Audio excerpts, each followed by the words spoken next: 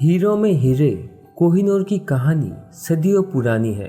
जब ये हीरा पहली बार कृष्णा नदी के पास लोगों को मिला था, तब इसे ढूंढने वाले भी नहीं जानते थे कि आगे चलकर ये हीरा ऐसा इतिहास रच देगा कि इसकी कहानी को सदियों याद किया जाएगा। एक समय था जब इस हीरे का मूल रूप लगभग 793 कैरेट का था, लेकिन अब ये हीरा केवल 105.6 कैरेट का ही है। भले ही आज कोहिनूर भारत में ना होकर इंग्लैंड की रानी की सर का ताज है, लेकिन इस हीरे से जुड़े रोचक तथ्य और मिथ आज भी लोगों को अपनी ओर आकर्षित करते हैं। कोहिनूर के बारे में कई कहानियां दुनिया भर में मशहूर हैं। कुछ इनमें से सच्ची है और कुछ बातें बिल्कुल बेतुकी। ऐसे में वर्ल्ड नीड्स टू नो आज आपको कोहिनूर से जुड़े कुछ ऐसी ही बातें बताएगा जिसे शायद आप सच मानते हो, लेकिन ये एक मिथ भी हो सकता है। चलिए नजर डालते हैं बेशकीमती कोहिनूर हीरे से जुड़े उन मिथ्स पर जिन्हें लोग सच मान बैठे हैं।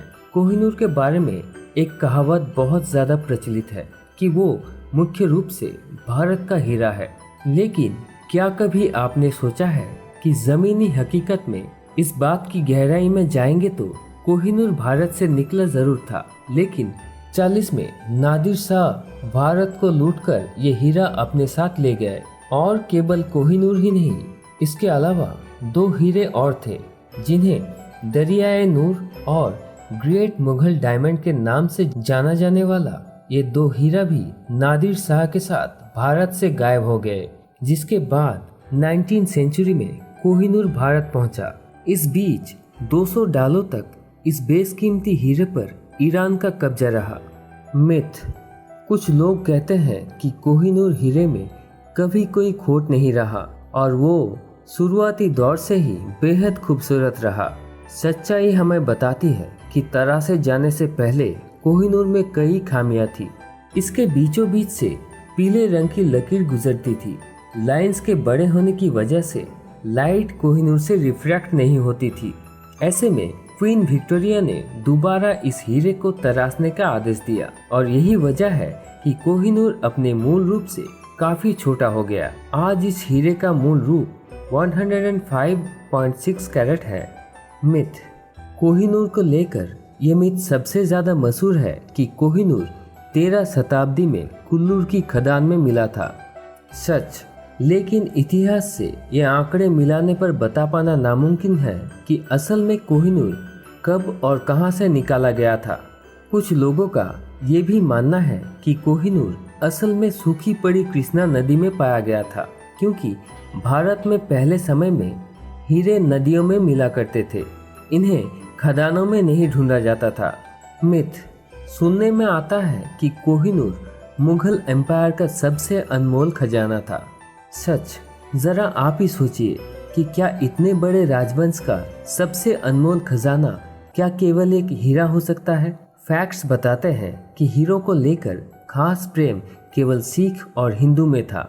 मुगल और ईरानी शासक बड़े जेमस्टोन को ज्यादा तवज्जो देते थे और यही वजह थी कि मुगल शासकों के पास बहुत सारे अनमोल पत्थर मौजूद थे जिनकी कीमत आपकी और हमारी समझ से परे है। इस हीरे को मुगल शासक हुमायूं ने बड़े प्यार से ईरानी शासक को तोहफे में दे दिया था, लेकिन बाबर का यह हीरा कुछ समय बाद दक्षिण भारत लौट आया।